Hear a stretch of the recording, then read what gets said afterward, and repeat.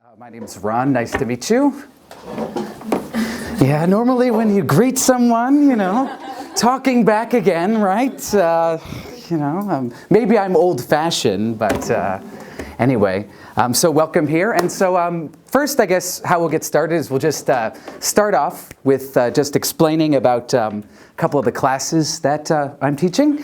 And you guys can ask any questions if you want. All right, so the first one is kind of a new class. It's English to English summary, as you'll notice by the text with only English. And so what we essentially do for that class is we go through and we watch a video together, and it's normally kind of like TED Talks. Are you guys familiar with TED Talks? Or Vice News? Maybe you don't know Vice News. No, not so popular in Korea, but in America, very popular. It's sort of news for sort of people in their like 20s and 30s. It's not the boring CNN like, hello everybody, welcome to CNN. Not like that. It's very casual, and so it's quite good. It's interesting. We go through. We watch the video once, and you'll notice that there's certain phrases here that are underlined, and we go through and we practice finding different ways to say it, because honestly, when you're speaking a different language, it's sometimes difficult. You're thinking, 이거 뭐지? 생각이 안 났네. And so you're just like, wow. And so go through and try and find better ways of saying things. And we go through and we summarize that paragraph by paragraph, and then we practice summarizing the whole thing. Wow, okay. And imagine that. And then normally I attach, with most of these, I attach sort of a rough translation of what these expressions mean in Korean, and then you guys can practice your writing as well. That's generally how that works. And that's basically the gist or the main idea of this class, right? And then the next class, it's beginning translation from Korean to English. And this is where we're going to start out today. This is one of the Korean version of TED Talks, right? And this is Mr. Moon Yo-hun, who is a psychiatrist, and he sort of talks about what is happiness? The profound question, what is happiness? What is happiness? What do you guys think happiness is? Satisfaction. Satisfaction. I think, yeah, maybe happiness is just not being sad, I guess. To answer it on a very simple level. And so with this sort of article, what we do is we go through and we do it paragraph by paragraph, and one person will read the text in Korean and practice, translating it into English, right? Into English, and so that's generally how it works. And for some of these, there will be English translations available. For some of them, you'll have to do for homework on your own, right? On your own, but. It might be difficult, but you know what they say, no pain, no gain, right? Or no pain, no English, maybe? Okay. So that's generally how the classes work.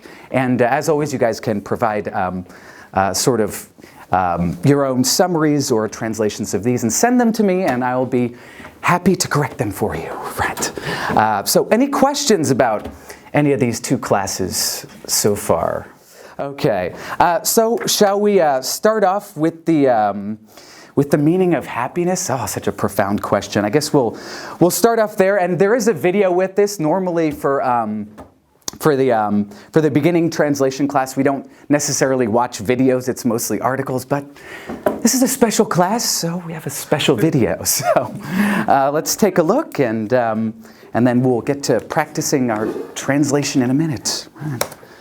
Okay, so let's go ahead and let's take a look at this. Do I have any volunteers who want to read in Korean first? Who want to read in Korean first? I would volunteer to read, but your pronunciation is much better than mine. So, anyone? Oh, okay. What do you got? One paragraph. Yep. 큰 환경을 해주시니까 정말 좋습니다. 전 정신과 의사 문유원이라고 합니다. 저는 정신과 의사를 하다 보니까 삶에서 굉장히 힘들어하시는 분들을 날마다 만나게 됩니다. 사람들이 저한테 묻습니다. 날마다 힘든 이야기를 듣다 보면 힘들지 않느냐고 묻습니다. Okay, what do we think about that? I guess the first part is very easy. What can we say for the first part? Saying what? Thanks for the warm welcome. Exactly. Thanks for the warm welcome, right? Thanks for the warm welcome. I really appreciate it. Warm welcome. Thanks for having me. It's great to be here. 그런 식으로, right? Normally we say that, right? Okay. How about the next part? Yeah, of course. I'm a what? 정신과 is what? Psychiatrist, and my name is Dr. Moon. We could just say Dr. Moon. Usually, people with PhDs and higher degrees, they introduce themselves with their title, right? So I'm Dr. Moon, right? Yes, it's their way of feeling better than normal people, right? I'm just joking, but okay. Okay. So the next part, okay, it's okay. So I've been working as a psychiatrist and. During this time, what's going on? He encounters what kind of people? Struggling with their life. Yeah, people who are struggling in life. People who are struggling in life. And he meets these kind of people how often? Every day, day in and day out, right? And so, people always say to him what? 선생님 혼자면 재미없네. 요새 좀 하셔야 돼요. Doesn't your work make you exhausted? Exhausted. Yeah, they asked me this question. Maybe exhausted, more than exhausted. Isn't it what?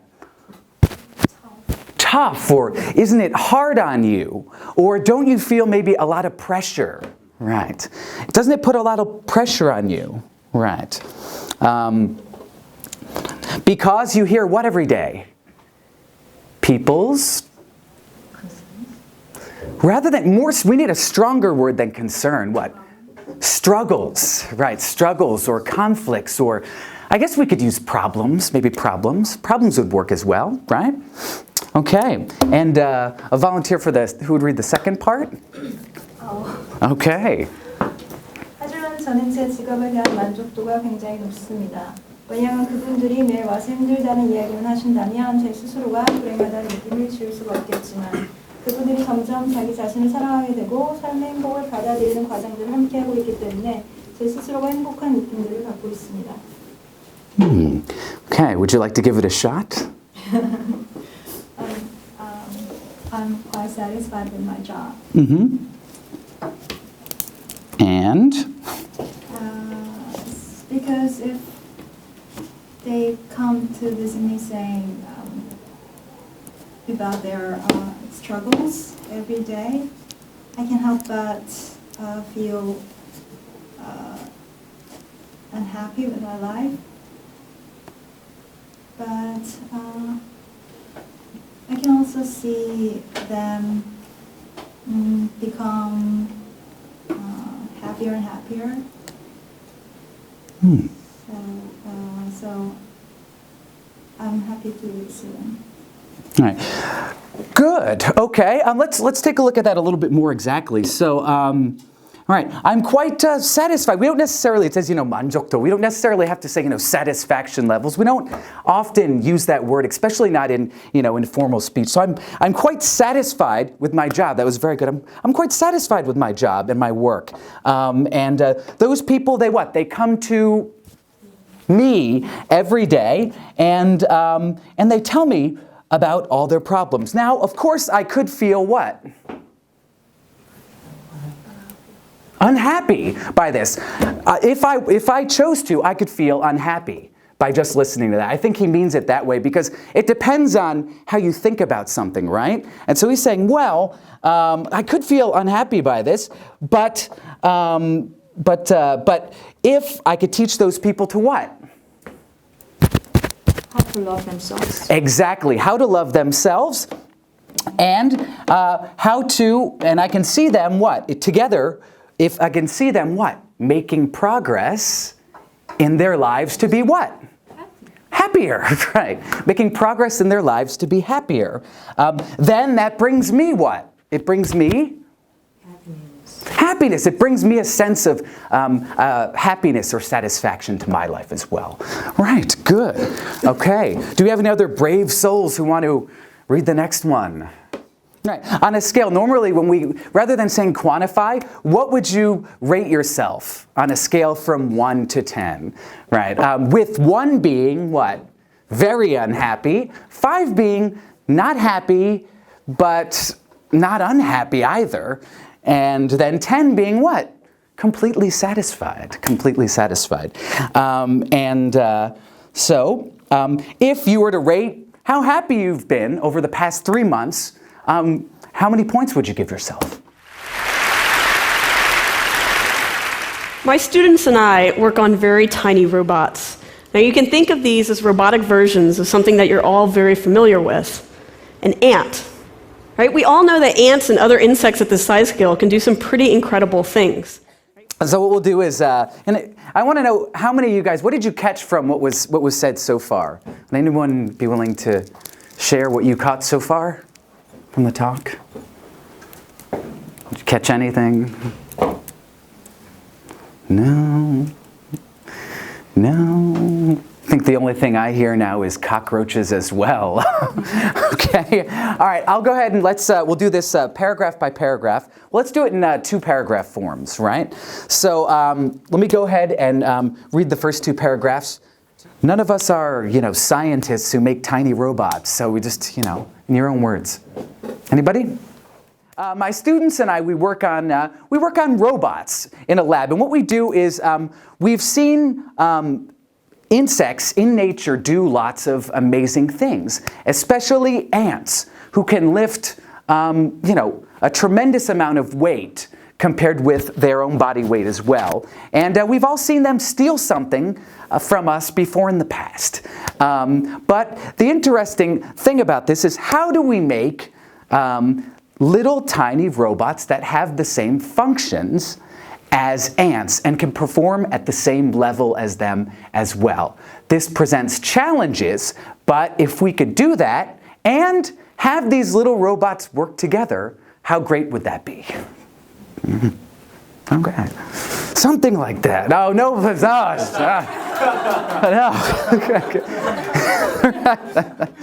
All right, so if you look at this video, you can see a cockroach moving over incredibly rough terrain. Okay, what can we use instead of terrain? Land. Obstacles, right. Obstacles or land or surface. We can say surface. Any one of those would work as well. Without what? Falling down, right, or tripping, right. Falling down or tripping, right? That's because why? Their legs are made of what? Soft? Hard material. Material, exactly. Soft and hard material that what? Allow them to jump and move very well.